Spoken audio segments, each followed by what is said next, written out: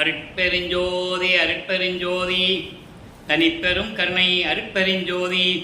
எல்லா உயிர்களும் இன்புற்று வாழ்க, வள்ளல் மலரடி வாழ்க வாழ்க, கொல்லா விரதம் குவளை எல்லாம் ஓங்குக, நல்லோர் நினைத்த நலம் பெறுக, நன்றி நினைத்த எல்லோரும் வாழ்க இசைந்து. உலக மக்களே, அறிவார்ந்த அன்பர்களே, ஆண்மநேய ஒருமைப்பாடுடைய அன்பர்களே, வல்லப்பமானவர்கள் அருளிய திருவுட்பாவிலிருந்து இறைவனுடைய அருள் ஆற்றலையும் அதோடு மட்டுமல்லாமல் நமது பிள்ளை பெருமானவர்களை அருப்பெருஞ்சோதி ஆண்டவர் ஒரு தாயின் வழியாக இந்த பூலோகிற்கு வருவிக்க செய்து 51 ஆண்டுகள் எப்படி திருவிளையாடல்கள் செய்து கொண்டிருந்தார் என்பதை நாம் ஏற்கனவே அருப்பெருஞ்சோதி ஆண்டவருடைய திருவிளையாடல் என்ற பதிவிலே நாம் நிறைவு செய்தோம். மீதமுள்ள பாடல்களுடைய விளக்கங்களை, வல்லப்பமானவர்களுடைய பாடல்களுடைய விளக்கங்களை இந்த வள்ளலார் ஊழியன் உலக மக்களுக்கு தெரிவிப்பது என்னுடைய கடமையாகும், இந்த ஊழியனுடைய கடமையாகும். எனவே மீதம் இருக்கின்ற பாடலுடைய விளக்கங்களை இன்றிலிருந்து நாம் பார்க்க போகிறோம். வல்லப்பமானவர்கள் இந்த பூலோகத்திற்கு வருவிக்க உற்று 16 ஆண்டுகள் வரையிலும், அதாவது 1823ஆம் ஆண்டிலிருந்து 1840 ஆண்டுகள் வரை, இந்த 16 ஆண்டுகள் அவருடைய நிலைகள் எப்படி இருந்தன, வல்லப்பமானுடைய அந்த சூழ்நிலையிலே இறைவனுடைய திருவிளையாடல் எப்படி நடந்தது என்பதை திருவற்பாவிலிருந்தே நாம் பார்த்து கொண்டிருக்கிறோம். வல்லப்பமானவர்கள் வருவிக்க விட்டதிலிருந்து சைவ சமயத்தினுடைய தலைவனாகிய சிவபெருமானை இறைவனாக ஏற்றுக்கொண்டு அவர் எப்படியெல்லாம் வழிபட்டார் என்பதை தான் நாம் பாடல்களிலே பார்த்து கொண்டிருக்கிறோம். வல்லப்பமானவர்கள் வருவிக்க விட்டு 203 ஆண்டுகளாகியும் கூட அவருடைய அருள் நிலைகளையும் திருவற்பாவினுடைய பாடலுடைய விளக்கங்களையும் உலக மக்களுக்கு யாரும் எடுத்து கூறவில்லை என்ற காரணத்தினால் இறைவனுடைய தயவோடையும் கருணையோடையும் இந்த வள்ளலார் ஊழியன் அந்த விளக்கங்களை கூற கடமைப்பட்டிருக்கிறேன். வல்லப்பமானவர்கள் வருவிக்க உற்று சென்னையிலே தோன்றும் துணையாக காலத்தில் இருந்த காலத்தில் 16 ஆண்டுகள் வரைக்கும் வல்லப்பமானுக்கு வயது இல்லை. அவர் ஒவ்வொரு யுகத்திலும் இருந்தவர். 16 ஆண்டுகள் வரையிலும் எந்த நிலையில் இருந்தார் என்பதை தான் 1ஆம் திருமுறையிலிருந்தும் 2ஆம் திருமுறையிலிருந்தும் அந்த பாடலுடைய விளக்கங்களை நாம் பார்க்க போகிறோம். 1824ஆம் ஆண்டிலிருந்து 1840 ஆண்டுகள் வரை இந்த 16 ஆண்டுகள் 2ஆம் திருமுறையும் 1ஆம் திருமுறையும் 2ஆம் திருமுறையுடைய பாடல்களுடைய விளக்கங்களை நாம் பார்க்க போகிறோம். ஏற்கனவே 1ஆம் திருமுறை 2ஆம் திருமுறைய விளக்கங்களை நாம் ஏற்கனவே பார்த்திருக்கிறோம். மீதமுள்ள பாடல்களை நாம் பார்க்க வேண்டியது இருக்கிறது. காரணம், 3ஆம் திருமுறையும் 4ஆம் திருமுறையும் பாடல்கள் மிகவும், அதாவது ரொம்ப கம்மியான பாடல்கள், ரொம்ப குறைவான பாடல்கள். அதனால் அது முடிந்து விட்டது. மீதமுள்ள பாடல்களை நாம் விளக்கமாக சொல்ல வேண்டும், அதனுடைய விளக்கங்களையும் கூற வேண்டும். அந்த வகையிலே ஏற்கனவே நாம் சிவநேச வெண்பாவிலே 28 பாடல்களில் நாம் ஏற்கனவே விளக்கங்களை கொடுத்திருந்தோம். அதே போல் 2ஆம் திருமுறையிலே எதிர்கோள் 10 என்ற பதிகத்திலிருந்து 6 பாடல்களுடைய விளக்கங்களை நாம் ஏற்கனவே கொடுத்திருந்தோம். இன்றையிலிருந்து அந்த மீதமுள்ள பாடலுடைய விளக்கங்களை நாம் பார்க்க போகிறோம். நல்லா கவனிக்கணும். வல்லப்பமானவர்கள் வருவிக்க உற்று 8 ஆண்டுகள் வரையிலும் அவரை எந்த நிலையும் அவருக்கு தெரியாது. காரணம், அருப்பெருஞ்சோதி ஆண்டவர் 51 ஆண்டுகளுடைய திருவிளையாடல்களை 8 ஆண்டுகளாக பிரித்து தன் மகனுக்கு அருளை கொடுத்து கொண்டிருக்கிறார். அந்த வகையிலே முதல் 8 ஆண்டுகள் வல்லப்பமானுக்கு எந்த விதமான நிலையும் அவருக்கு தெரியாது. பள்ளிக்கூடத்தில் கொண்டு பள்ளியிலே சேர்க்கிறார்கள். அங்கேயும் படிக்க முடியாது என்று சொல்லி வந்துவிட்டார். படிக்க முடியாது என்று சொல்றதை விட இறைவனுடைய திருவிளையாடல் எங்கே நடக்குது என்பதை நாம் ஏற்கனவே தெளிவாக பார்த்தோம். தனது மகன் இந்த உலகியல் படிப்பை, இந்த சந்தை படிப்பை யாரிடமும் கற்றுக்கொள்ளக்கூடாது. அதே போல தனது மகன் இந்த பூலோகத்தில் யாரையும் குருவாக ஏற்றுக்கொள்ளக்கூடாது. தனது மகன் காவி உடை அணியக்கூடாது என்ற நிலையில் இறைவனுடைய திருவிளையாடல் நடந்து கொண்டிருக்கிறது. ஏனென்றால் பிற்காலத்தில் சுத்த சன்மார்க்கத்தை கொடுக்கும்போது அந்த நிலைகளெல்லாம் மாற வேண்டும் என்பதற்காக இப்போ வல்லப்பமானவர்கள் 8 ஆண்டுகள் வரைக்கும் எந்த விதமான நிலையும், எந்த விதமான இறைவனுடைய அருளையும் பெற முடியாமல், தான் யார் என்ற நிலை கூட தெரியாமல் அவர் பூலோகத்தில் மற்ற பிள்ளைகளைப் போல நாமும் பிறந்திருக்கிறோம் என்ற நிலையில்தான் அவர் நினைத்து கொண்டிருக்கிறார். 9ஆவது ஆண்டு தொடக்கத்தில் இறைவன் வந்து தன் மகனை ஆட்கொள்ளுகிறார். ஆண்டாறு 3 ஆண்டில் ஆட்கொண்ட அருள் கடலை என்று கூறுவார். ஆக 9வது ஆண்டில் தன்னை இறைவன் ஆட்கொண்டதை வல்லப்பமானவர்கள் திருவற்பாவிலே தெளிவாக அருளியிருக்கிறார்கள் என்பதை நாம் ஏற்கனவே பார்த்து விட்டோம். இப்போ இறைவன் ஆட்கொண்ட பிறகு இவருக்கு இறைவனுடைய மகன் என்ற ஒரு நிலை அவருக்கு தெரியும். மற்ற நிலைகள் எதுவும் தெரியாது. மீதியெல்லாம் மறைப்பு நிலையில் இருந்து கொண்டிருக்கிறது. ஆக சமயங்களும் மார்க்கங்களும் மதங்களும் சூழ்ந்திருந்த காலகட்டங்களில் இவர் சைவ குலத்திலிருந்து வருவிக்க உற்றதனால் சைவ சமயத்தின் தலைவனாகிய சிவபெருமான் தான் இறைவன் என்று ஏற்றுக்கொண்டு சிவபெருமானை வணங்கி கொண்டிருக்கிறார். சைவ சமயத்தின் அடையாளமாகிய திருநூரை பூசிக்கொண்டும் உத்தராட்ச மாலை போட்டுக்கொண்டும் இந்த நிலையில் அவர் இறைவனை சிவபெருமானே, தியாகராஜ பெருமானே, நமச்சிவாயா, சிவாய நமா, ஓம் சிவாயா என்ற மந்திரங்களை சொல்லி இறைவனை வழிபட்டு கொண்டிருக்கிறார். அந்த வகையிலே அவர் 1ஆம் திருமுறையிலே சிவனேச வெண்பாவிலே இன்று 29வது பாடலை பார்க்க போகிறோம். நல்லா கவனிக்கணும். அதாவது தனது மனம், இந்த உள்ளம் எப்படி நிலையில் இருக்கிறது என்பதை இறைவனிடம் கூறுகிறார். கல் என்கோ நீர் அடைக்கும் கல் என்கோ, கான் கொள் கரும் கல் என்கோ, கால் வைரக்கல் என்கோ, சொல் என்கோ, இன்றால் எனிலோ எடுத்தால் எம் ஈன்று ஆனோர் நின்றால் நினையாத நெஞ்சு. இது பாடல். மனதை கூறுகிறார். இறைவனிடம் என் மனது இப்படிப்பட்ட நிலையில் இருக்கிறது என்று கூறுகிறார். நிறைய விளக்கம் பாருங்க. இறைவா, என்னை படைத்த இறைவனே, உன் திருவடியை பற்றி நினைக்காத மனதை, என் மனதை, உன் திருவடியை பற்றி நினைக்காத என் மனதை கல் என்று சொல்லுவதா? நீரை அடைக்கக்கூடிய அணைக்கட்டில் அந்த நீரை அணைக்கக்கூடிய கல்லுன்னு சொல்லுவாங்க அணைக்கட்டில், அது என்று சொல்லவா? வைரம் பாய்ந்த வலிமையான கல் என்று சொல்லவா? அதாவது மலையிலே இருக்கின்ற, காடுகளில் இருக்கின்ற கருங்கல் மலை என்று சொல்லவா? இப்படியெல்லாம் என் மனது இருக்கின்றதே. அதோடு மட்டுமல்லாமல் பெற்ற தாய் இல்லை என்றால் பெற்ற தாய்க்கு நிகராக என்னை எடுத்து வளர்த்ததை நினையாத இந்த மனதை நான் என்னவென்று சொல்லுவது? நீதான் என்னை பெற்றெடுத்தாய், நீயே என் தந்தை அருளுடையாய், என்னை நேர்ந்து பெற்ற தாயே என்று கூறுவார். அப்படிப்பட்ட மனதை நான் என்னவென்று சொல்லுவது? உன் திருவடியை பற்றி நினைக்காத இந்த மனதை கல் என்று சொல்லுவதா? கானகத்திலே இருக்கின்ற, காடுகளிலே இருக்கின்ற கருங்கல் என்று சொல்லுவதா? வைரம் பாய்ந்த வலிமை வாய்ந்த கல் என்று சொல்லுவதா? இல்லை என்றால் என்னை ஈன்ற தாய் போன்று இருக்கின்ற உனது மனதை, திருவடியை நினைக்காத இந்த மனதை நான் என்னவென்று சொல்லுவது என் இறைவா என்று சொல்லி இந்த பாடலை நமக்கு அருளியிருக்கிறார்கள். அதன் பிறகு 12 ஆண்டுகள் முடிந்தவுடனே 13வது ஆண்டில் இவர் ஞானத்தை பெற்ற பிறகு திருவொற்றியூர் செல்லுகிறார். ஏனென்றால் அங்கே தியாகராஜ பெருமானை வழிபட்டாவது எப்படியாவது அருளை பெற்றுக்கொள்ளலாம் என்ற நிலையில் திருவொற்றியூர் செல்லுகிறார். அங்கே 33வது பதிகம் 2ஆம் திருமுறை உருவாகிறது.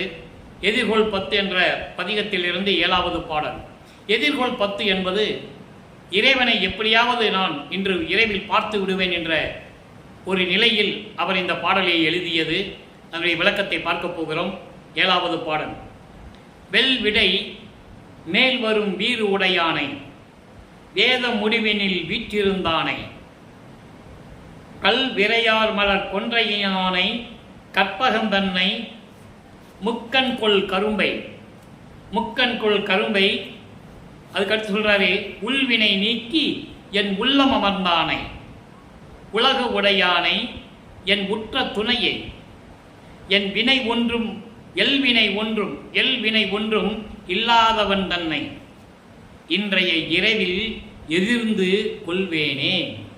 இந்த இரவில் எப்படியும் இறைவனை நோக்கி எதிர்பார்த்து காத்து கொண்டிருக்கிறேன். இன்று இரவில் எப்படியும் இறைவனை நான் சந்திப்பேனே என்று கூறுகிறார். அதாவது இறைவனை அருளை பெற முடியாமல் தத்தளித்துக் கொண்டிருக்கிறார்.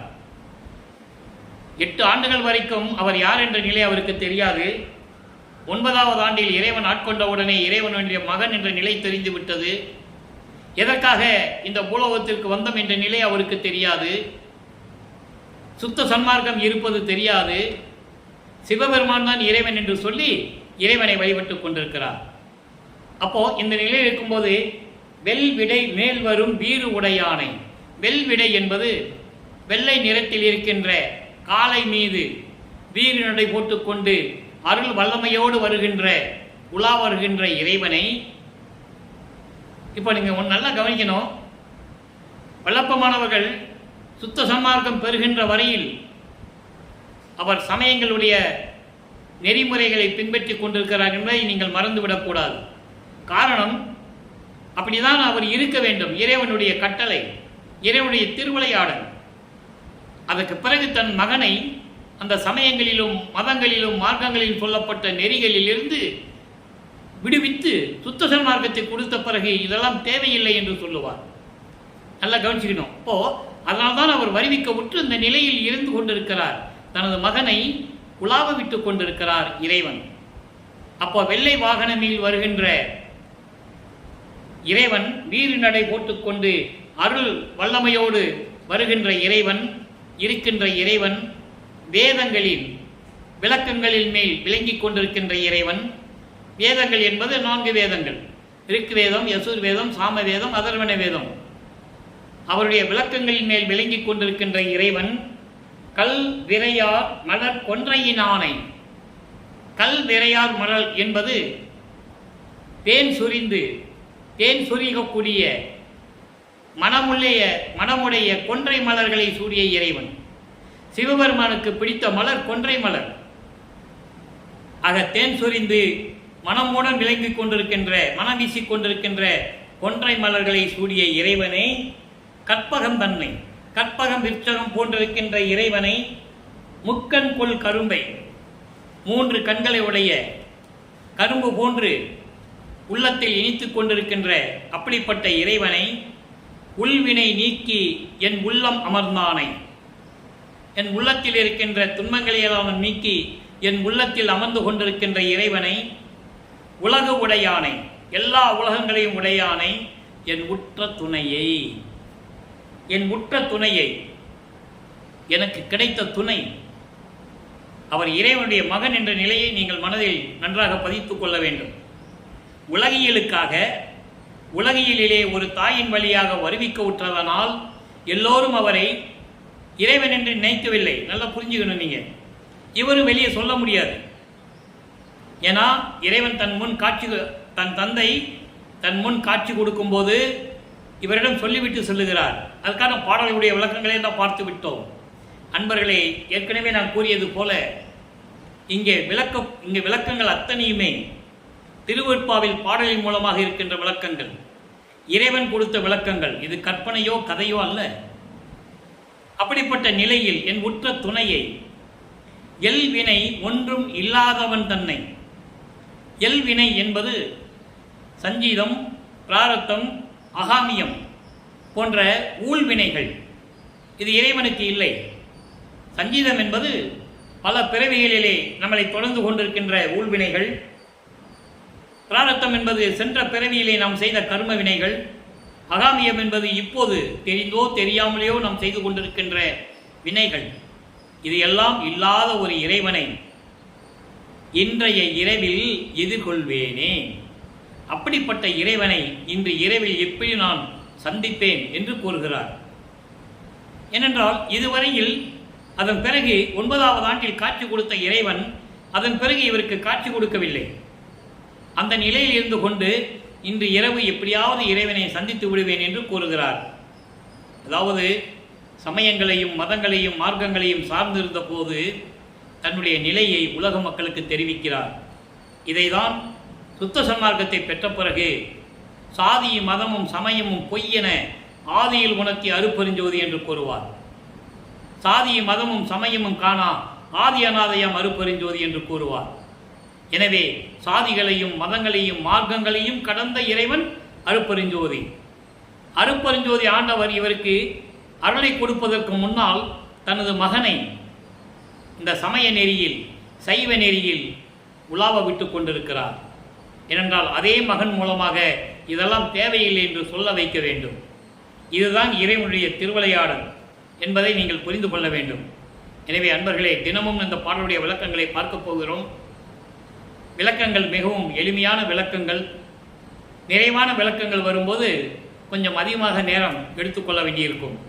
எனவே அன்பர்களே, இன்று நாம் பார்த்த இந்த 2 பாடலுடைய விளக்கங்களை நீங்கள் நன்றாக புரிந்து கொள்ள வேண்டும்.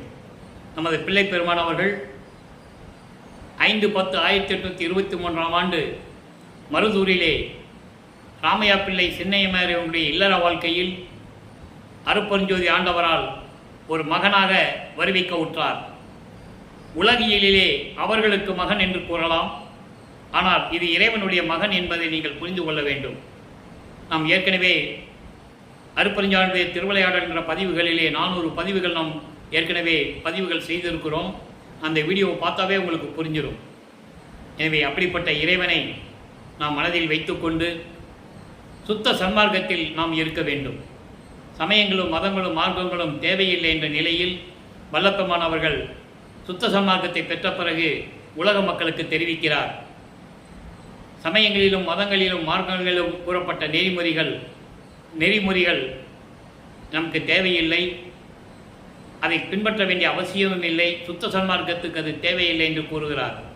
எனவே நீங்களாம் சுத்த சன்மார்க்கத்தில் இணைந்து அருட்பெருஞ்சோதி ஆண்டவரை வணங்கி, ஜோதி வடிவில் வருகிறார் இறைவன், அவரை வணங்கி அருட்பெருஞ்சோதி அருட்பெருஞ்சோதி தனிப்பெருங்கருணை அருட்பெருஞ்சோதி என்ற மகாமந்திரத்தை சொல்லி இறைவனுடைய அருளை பெற்றுக்கொண்டு நீங்கள் இந்த வையகத்தில் வாழ்வாங்கு வாழ வேண்டும், நோயற்ற வாழ்வில் வாழ வேண்டும், மரணமில்லா பெருவாழ்வில் வாழ வேண்டும் என்று கூறி இந்த வள்ளலார் ஒளியன் விடைபெறுகிறேன். மீண்டும் நாளை சந்திப்போம். நன்றி, வணக்கம். அருட்பெருஞ்சோதி அருட்பெருஞ்சோதி தனிப்பெருங்கருணை அருட்பெருஞ்சோதி. அன்பர்களே, நீங்கள் குழப்பிக் கொள்ளக்கூடாது. ஏனென்றால் முதலிலே சமயங்களுடைய தெய்வங்களை பற்றி இறைவன் பாடியதை விளக்கங்களை கொடுத்து கொண்டிருக்கிறோம். அதன் பிறகு சுத்த சன்மார்க்கம் எப்படி வந்தது என்ற நிலையை நீங்கள் சிந்திக்க வேண்டும். இறைவனுடைய நிலையை நீங்கள் புரிந்து கொள்ள வேண்டும். இது இறைவனுடைய திருவிளையாடல் என்பதை நீங்கள் மனதில் பதித்து நீங்கள் இந்த விளக்கங்களை கேட்டு தெரிந்து கொள்ள வேண்டும் என்பது இந்த வள்ளலார் ஒளியினுடைய வேண்டுகோள். மீண்டும் நாளை சந்திப்போம். நன்றி, வணக்கம். அருட்பெருஞ்சோதி அருட்பெருஞ்சோதி தனிப்பெரும் கருணை அருட்பெருஞ்சோதி.